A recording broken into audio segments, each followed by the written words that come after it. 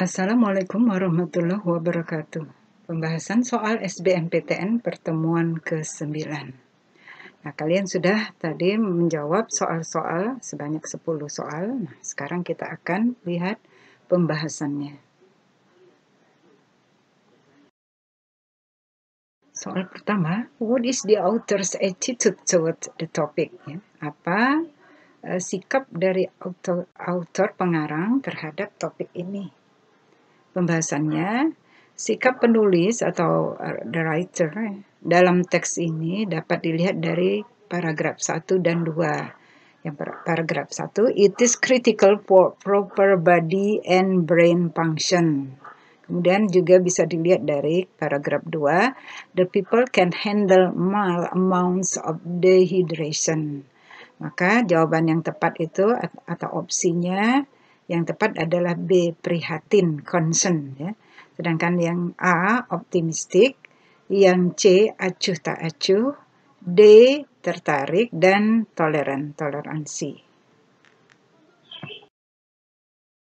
Soal yang kedua, the paragraph following the passage will likely talk about.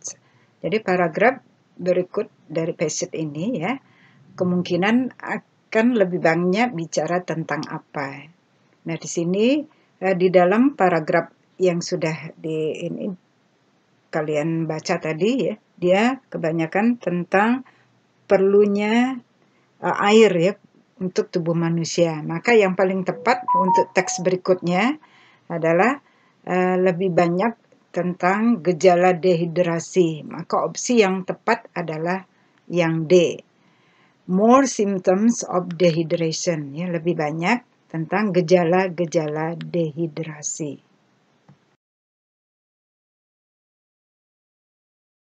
Pertanyaan yang ketiga, the passage can be best summarized as, jadi passage ini bisa diringkaskan atau disimpulkan yang terbaiknya adalah sebagai, ya kita lihat pembahasannya.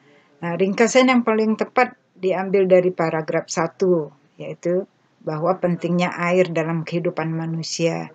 Dan di paragraf terakhir, yaitu apa? Tanda-tanda kekurangan air atau dehidrasi. Maka opsi yang tepat itu adalah A, yaitu water is critical to human life, so people need to know the signals of dehydration. Jadi air itu adalah penting bagi kehidupan manusia. Jadi orang atau manusia butuh untuk mengetahui tanda-tanda atau sinyal dari kekurangan air atau dehydration. Pertanyaan yang keempat, what will happen when you exercise more in a day? Nah, apa yang akan terjadi jika kalian latihan lebih ya di dalam satu hari? Nah, pembahasannya ya ini pada paragraf keempat, yaitu the weather, you diet, and exercise habits are all a factor in how much water you need. Maka opsi yang tepat adalah D. Jadi cuaca, dietmu, dan kebiasaan latihan olahraga itu semua adalah faktor seberapa banyak air yang kalian butuhkan. Maka opsi yang tepat adalah yang D. Pertanyaan yang kelima, had he handed in the application letter earlier, he bla bla bla bla last week. Nah, ini dia termasuk materinya adalah mengenai kalimat pengandaian atau if conditional, tapi dia tanpa if ya. Ya, dia termasuk tipe yang ketiga. Ini kalau kita artikan, seandainya dia menyerahkan surat lamarannya lebih awal, dia akan diizinkan ikut tes interview. Nah, harusnya dia akan diizinkan ikut tes interview. Berarti dia kalimatnya pasif ya. Nah, maka opsi yang tepat itu adalah C ya.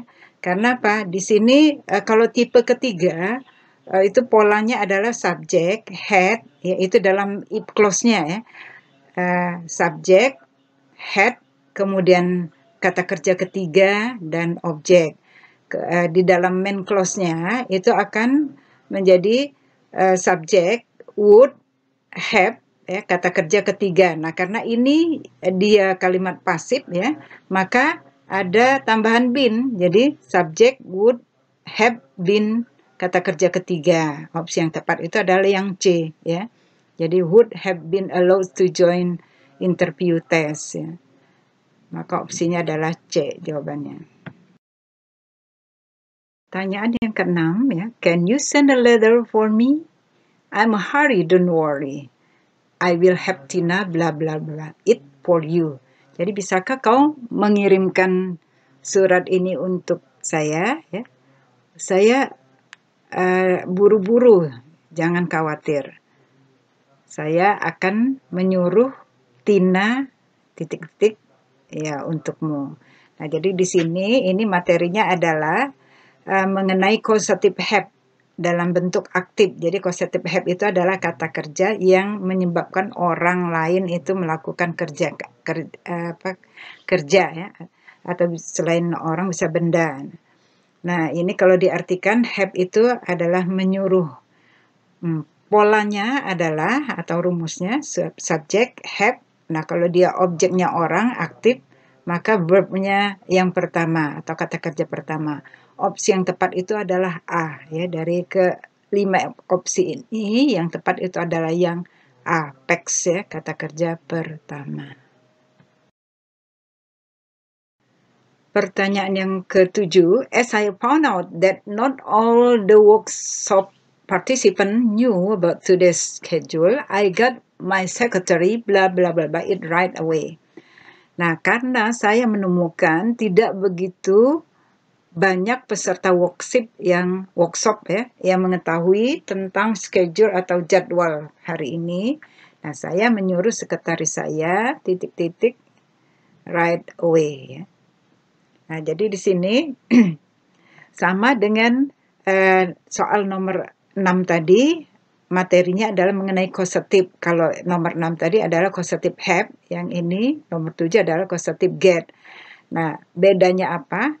Nah, kalau dia sama-sama causative bentuk aktif. Nah, kalau yang nomor 7 ini bedanya ya, polanya subject, get, objek orang, ya, objek orang sama. Kemudian dia kata kerjanya di sini pakai to, ya. Kalau causative have tadi tidak menggunakan to, hanya verb one. Nah, maka opsi yang tepat adalah yang D untuk nomor 7.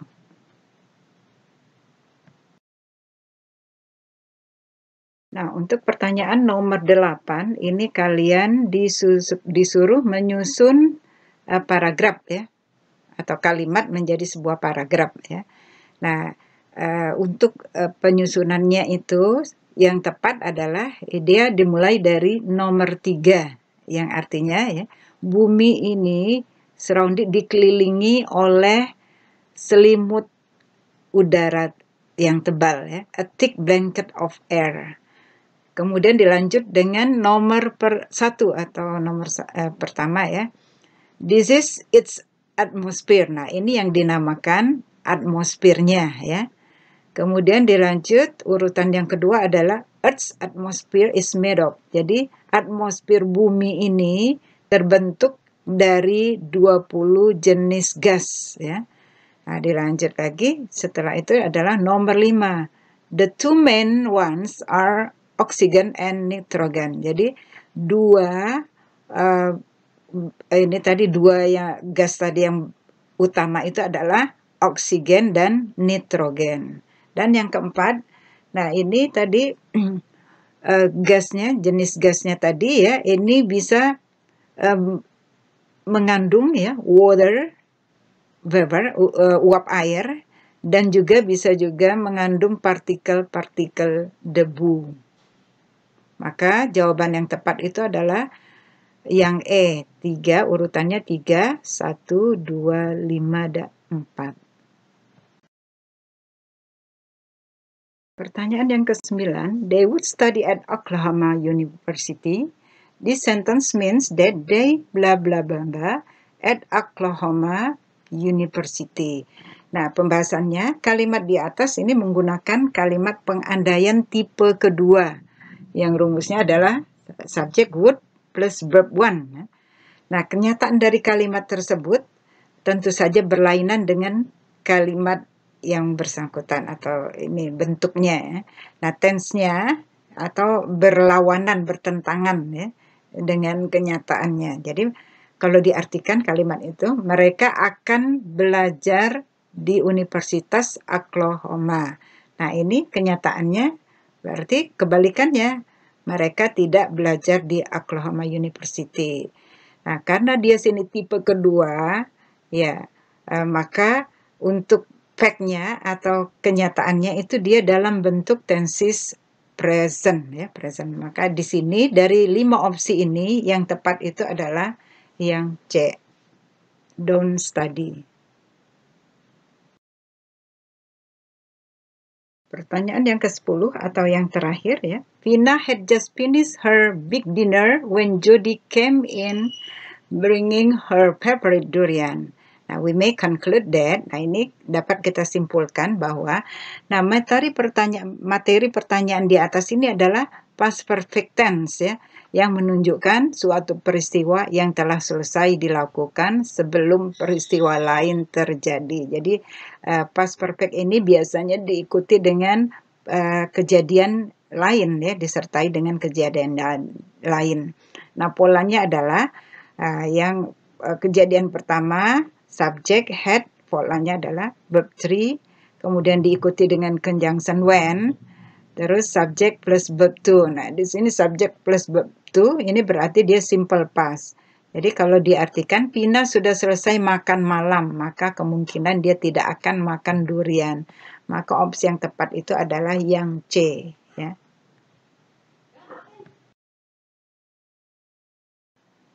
Okay, students, this is the last meeting. Forgive me for all. Good luck for your mid-tests and final tests. May all of you succeed in the future. Don't forget, keep trying and keep motivating. Thank you for your attention. Wassalamualaikum warahmatullahi wabarakatuh.